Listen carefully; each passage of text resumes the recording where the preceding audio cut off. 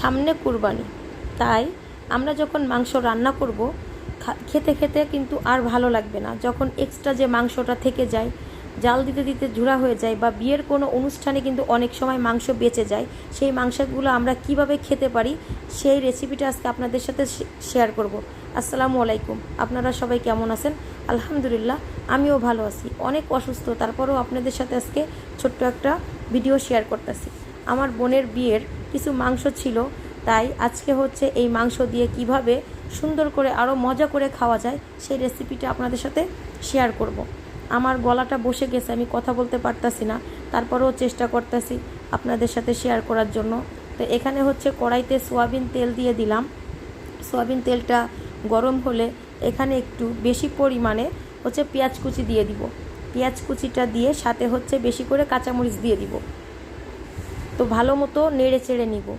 এভাবে যদি মাংসটা ভাজি করা হয় অনেক অনেক বেশি মজা হয়। তো কাঁচামরিচ এবং পেঁয়াজটাকে ভালো মতো তেলে কষিয়ে নিব। তারপরে যেহেতু মাংসে হচ্ছে লবণ দেওয়া আছে, তাই লবণটা কিন্তু বুঝে দিতে হবে। সামান্য পরিমাণ লবণ দিব, সামান্য পরিমাণ ধনিয়ার গুঁড়া ও সামান্য পরিমাণ মরিচের গুঁড়া দিব, সাথে হচ্ছে জিরার গুঁড়া দিব। এছাড়া আর কোনো মশলা এখানে অ্যাড করব না। আমার কথা বলতে অনেক কষ্ট হচ্ছে, তারপরও ভয়েসটা দিচ্ছি। তো এই যে মাংসগুলো হচ্ছে ঝুরা ঝুরা হয়েছিল, তাই আমার আর ঝুরা করা লাগে নাই। তো এই মাংসগুলো এখন ভালো মতো হচ্ছে মশলার সাথে ভালো মতো ভেজে নিব। এখানে কোনো পানি অন্য কিছু অ্যাড করব না। মশলাটাকে ভালোভাবে কষানো হলে তারপর মাংসটাকে ভালোভাবে হচ্ছে ভাজা ভাজা করে নিতে হবে।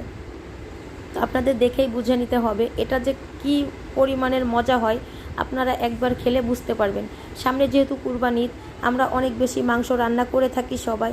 তো এইভাবে যখন মাংসটা বেঁচে যায়, একই রকম যখন আর খেতে মন না চায়, তখন চাইলে এভাবে খেয়ে দেখতে পারেন। তারপরে ভাজা এভাবে হয়ে গেলে পরিবেশন করতে পারেন। আল্লাহ হাফেজ।